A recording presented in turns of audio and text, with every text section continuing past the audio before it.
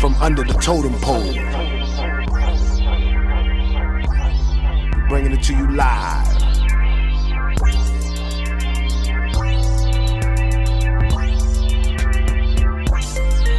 From under the totem pole. Yeah.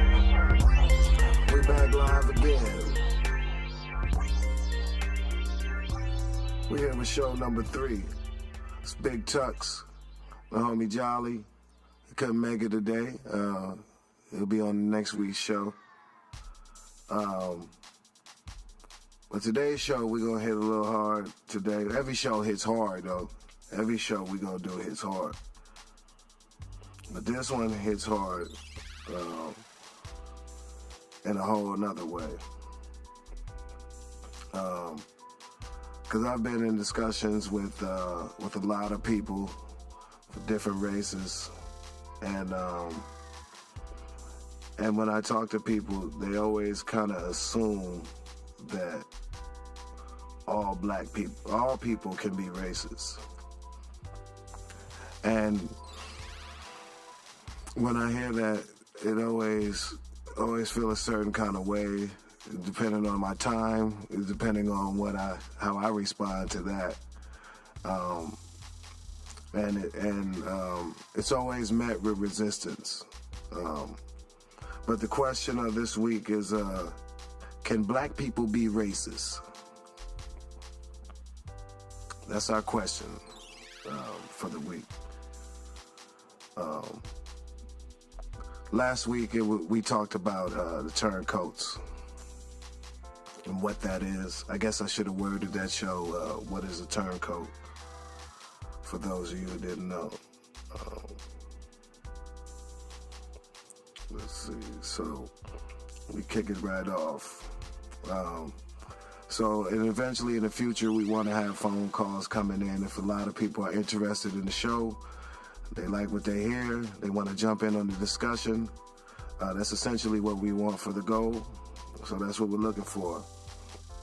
I also like to remind you that we're not perfect and we'll stand corrected as we bring you the truth. So that means anything that we report, we will stand corrected on. If you do the research yourself and you come to something different than we come up with our research, then I'm down to debate. Let's do that. So my short answer to the question, can black folks be racist? The answer is no. And here's why. As of right now, in the landscape of the world, the landscape of the country, name calling is about the only thing that black people can do. Meaning, black people can prejudge and be prejudiced. But racism, to me and to a lot of people, it has to work with the system backing it up.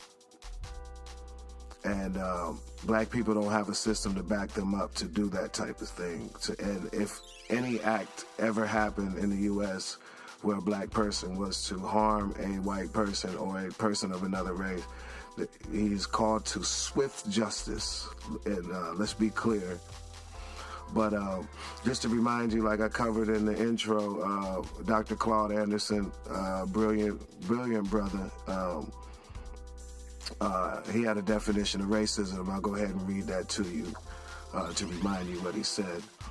Racism is a wealth and power-based competitive relationship between blacks and non-blacks. The sole purpose of racism is to support and ensure that the white majority and its ethnic subgroups continue to dominate and use blacks as a means to produce wealth and power. Centuries of black enslavement and Jim Crow semi-slavery resulted in the majority society becoming 99-foot giants and blacks only to be 1 foot.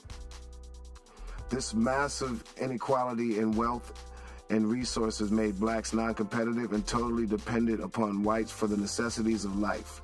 True racism exists only when one group holds a disproportionate share of wealth and power over another group, then uses those resources to marginalize, exploit, and subordinate the weaker group. In America, there are some whites who use wealth and power to marginalize, exploit, and subordinate blacks. Whites can deny blacks employment, educational opportunities, business resources, a place to live, or even the right to vote. Therefore, according to this definition, black people cannot be racist. No group of blacks has the power or exclusive control of resources to the degree that they can educationally, politically, economically, and socially exploit and marginalize the white race or any other race.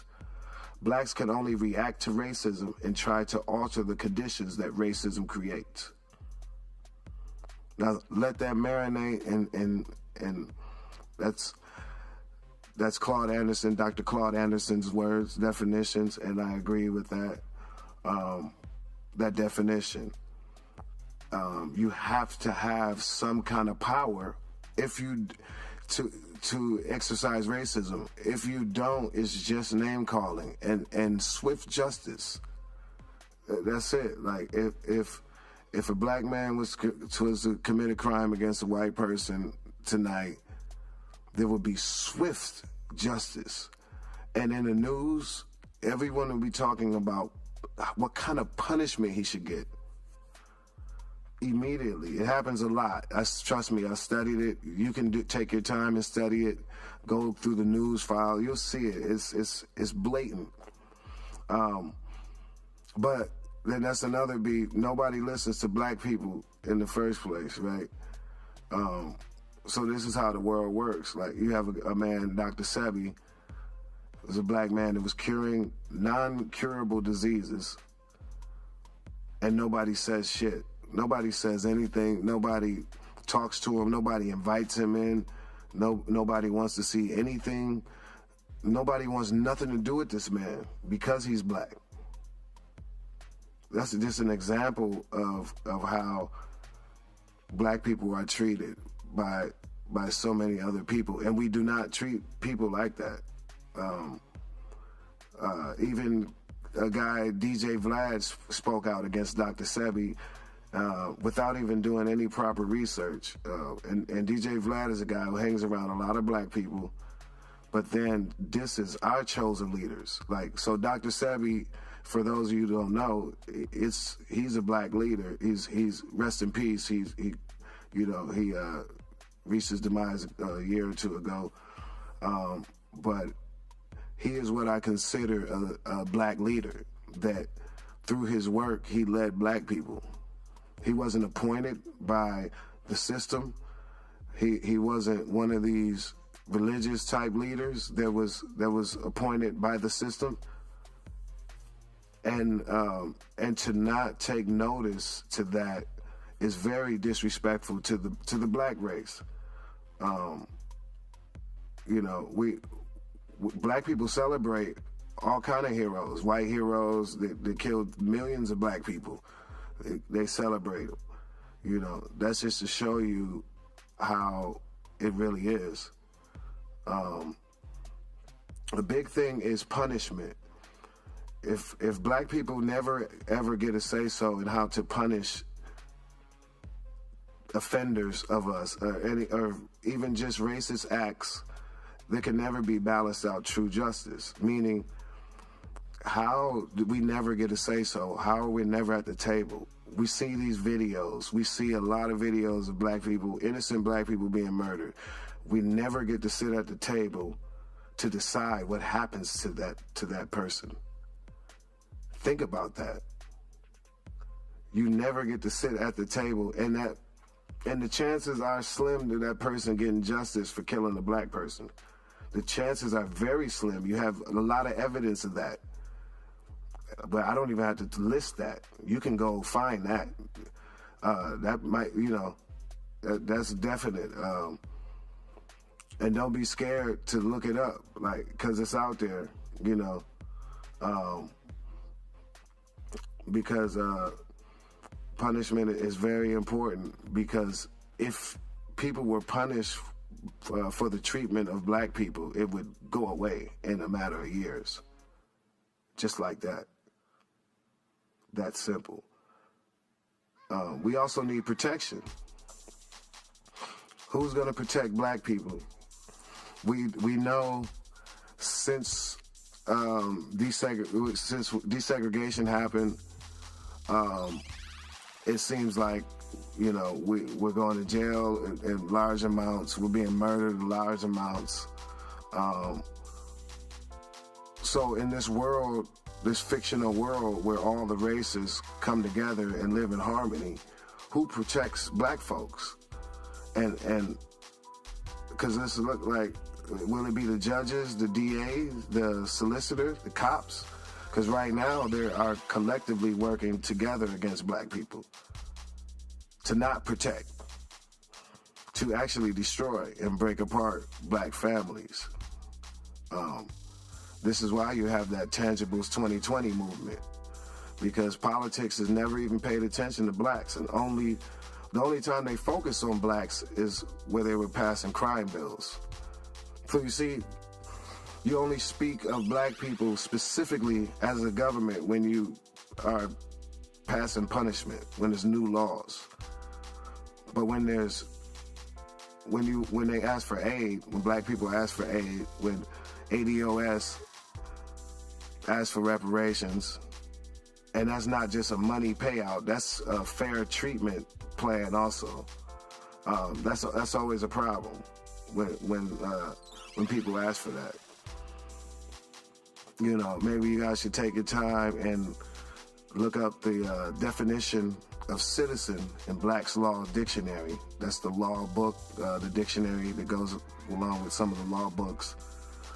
You look up citizen, and you really get to understand the why black people get treated the way they do. You know, but like I said, the name of the show is From Under the Totem Pole, and as I stack these shows up, I'm really just showing you like how it ranks, and why, you know, how black people are at the bottom and why we're at the bottom, what things has to be changed for it to be a really even landscape, essentially, in America. You have in Atlanta, you had the I-85 bridge burned, and it got blamed on the black crackhead by some white crackheads, right? So that's a strong reminder of the totem pole. In the crackhead world, white crackheads are over black crackheads. That's the stack ranking. There's stack ranking to everything, by the way, people. Please understand that. There's stack ranking in everything. And in this capitalist society, there's stack ranking. Everything is stack ranked. Understand that. So, it was, you know, it was so insane. He didn't start this fire. You know, but the lies were so insane. The news, the police believed the white crackheads over the black crackheads. Didn't even say, well, all y'all crackheads, like, fuck what y'all talking about. They just roll with the white crackheads against the black crackheads. And that's just to show you, in the crackhead world, that totem pole is still the same. That's just to show you. The guy ended up being represented by several pro bono lawyers, because a lot of people just analyzing, a lot of people of all races just notice immediately that was bullshit. We've also have issues in America where there's more and more deputized white citizens against black people. You start seeing a lot of things, a lot of citizens, white citizens that are now deputized and are doing the dirty work for the powers that be. And that's very big too. That's very big because you have no group of people other than black people speaking out against this. That in itself is ultimately racist. Like, it's because I also do include indifference when you're talking about racism. If you are indifferent to racism, I see it as an issue. I could be wrong. you may see it a different way. Put your comments down on the bottom on that. We could talk about it. But I definitely see a lot of, because you have all these cases that popped up where these white women were calling the police on black people, right? No group of organization spoke out. Where are the white feminist groups in this matter? Because none of those spoke up. None of those people, none of those groups said anything and addressed anything and tried to look for some type of, pass any kind of law or anything to protect black people from this attempted murder, essentially what it is, when a cop is called to the scene and on a black person, there's a chance that person could die. We've all know this. I don't know why people act like this doesn't fucking exist, but this is the fucking truth. Like, sometimes people lie to themselves to make themselves feel better, and then they don't have to do anything. Because if it's all good, you don't have to. If it's all bad, you got so much work you have to do. So if it's, people want to lie and say it's all good so they can kick their feet up and don't have to do anything, don't have to change, don't have to do anything. But there was another case where this was in Georgia, where a white woman shot an elderly black male that apparently was in a fender bender, and she took it upon herself. She deputized herself to chase down this man, and whatever conversation ensued, she decided to shoot this black man. Now we're talking about a fender bender where we're looking at we're looking at a couple $100 worth of damage. You decided to take this man's life. You decided to take this man's life, and she was 21. She's 21. She's still alive, still unharmed. And this is the sentiment from young people. This is the sentiment that I'm seeing out there. It's a lot of this on the rise. That's nobody's addressed. Nobody addresses, nobody talks about this in the spectrum of even falling under the question of, can black people be racist? Like, after everything that I've listed so far, it seems like black people don't even have the time to be racist with everything that I just listed. But I'm going to go on. I'm going to keep going. We also have the politicians and the preachers that pimping black people at the same time. If you look at regentification, the black politicians and black preachers have to be in on it in order for it to work so well. And so many cities, too, simultaneously. The black politicians and the black preachers have to be in on it. There's no other way around it. There's no other way around it. Like, I've told people before, of all races in the past, that black people are some of the nicest people, especially outward race, to their outward race, to their other races. Like, black people are so nice. But, with all this bad treatment, we still smile. We show up to work to help build a system that's against us. Can you imagine that? Like, there is no competition to that. But I'm pretty sure if you're listening to the show and you're not black, I'm pretty sure the fucking nicest person you ever met was probably a black person. Let's keep it 100. You also have issues with black lawyers not helping as much as they could. There's a small percentage that are trying to do the good work. And I'm not sure if it's because of the bar or or what it is. But, according to the Pew Research Center, the racial and ethnic makeup of U.S. prisons continues to look substantially different from the demographics of the country as a whole. In 2017, blacks represented 12% of the U.S. adult population, but 33% of the sentenced prison population. Whites accounted for 64% of adults, but only 30% of prisoners. And while Hispanics represented 16% of the adult population, they accounted for 23% of inmates.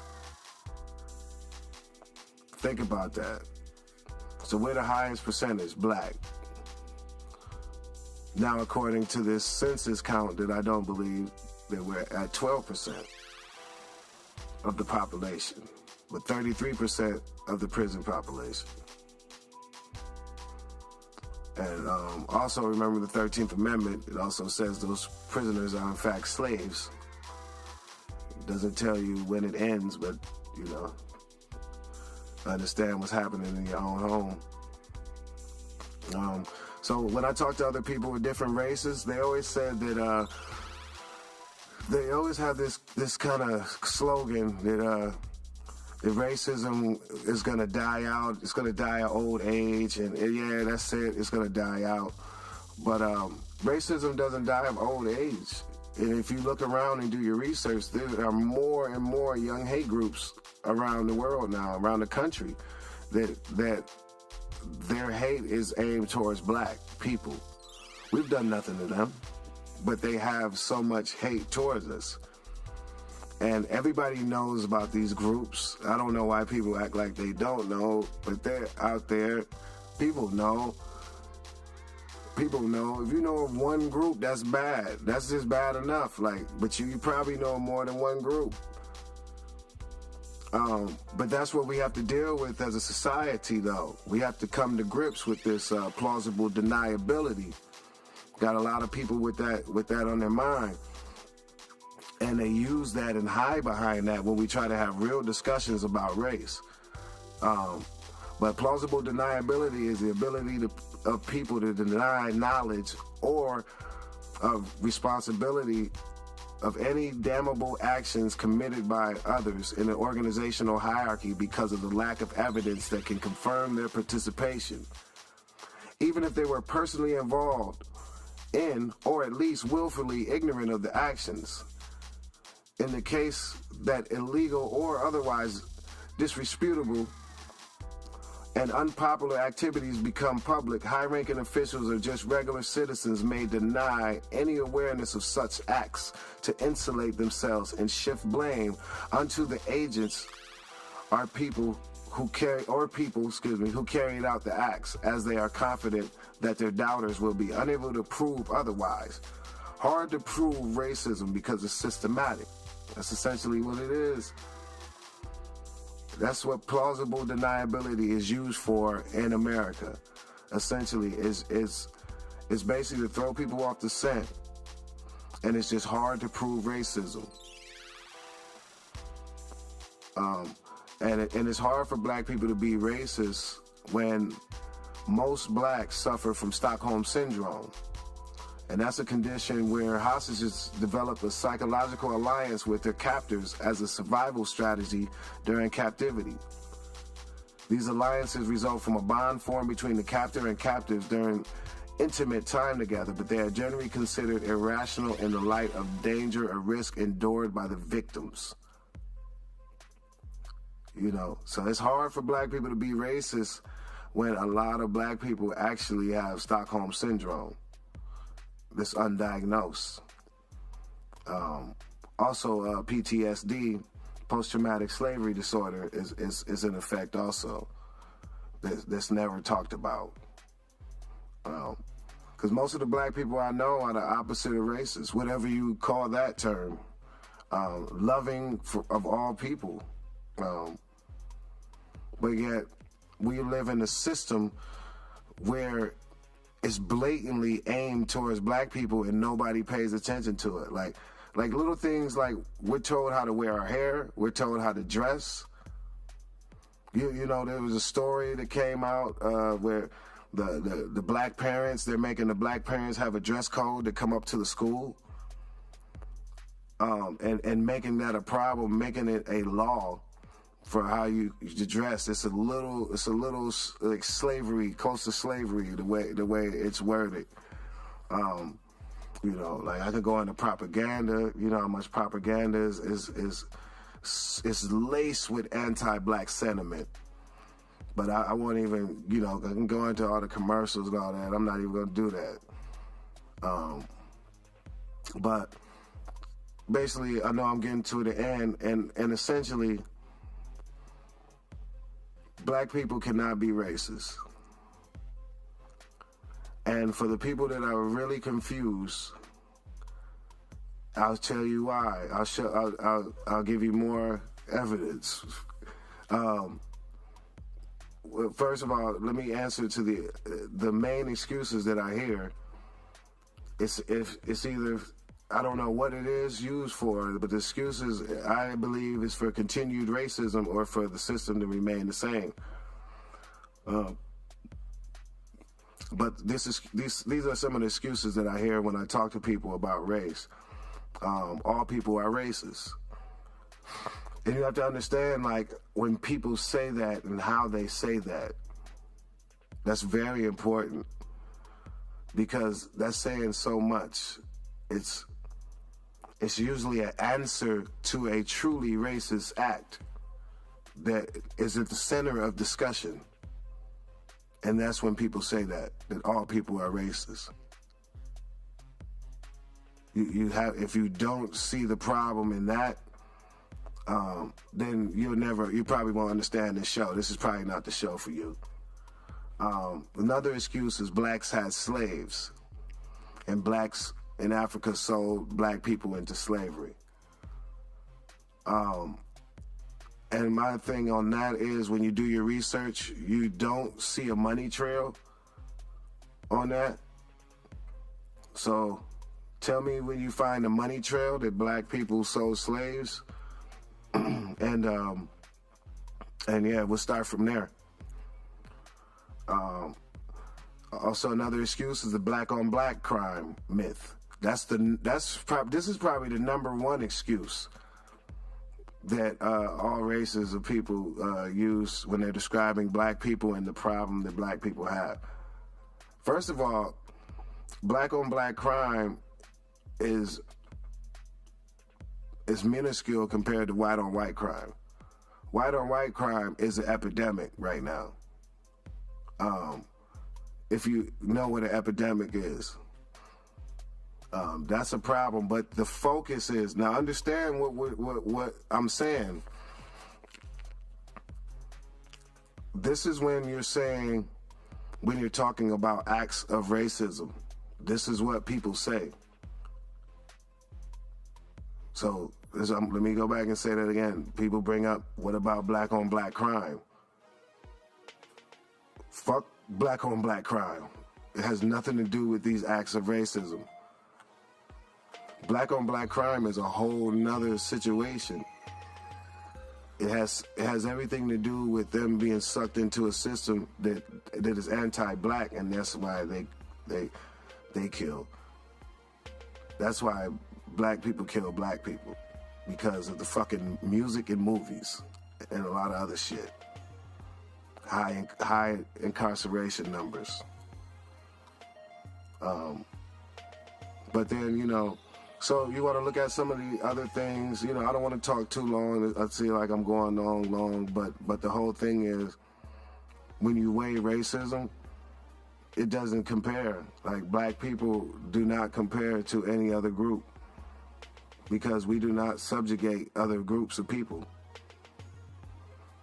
The only time you could ever see that is when black people subjugate other black people. If a black person was to try to subjugate another race of person other than black, he will be reprimanded, and swift justice will be served. Understand that. But I can even talk about the robotic racism. That's the future. Like, they got all these facial recognition programs. A lot of them were not able to pick up black people. the autonomous cars, self-driving cars, they can't see black people. Do you hear me? They can't see black people. So you need to understand that this system will be coded into robotics. So understand that the smart black people will be aware of that, of what that really means. I know maybe y'all lost on that, or you maybe don't give a fuck. You might not be black, or you might not give a fuck, but real black people know what the fuck that means. If the code is racist, then the fucking robot's gonna be racist.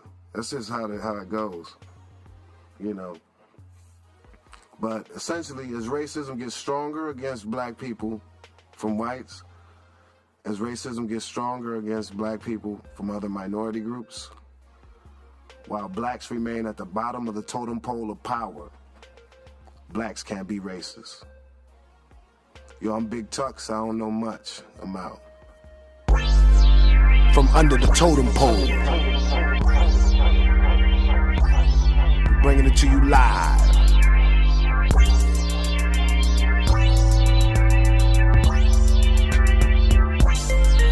From under the totem pole.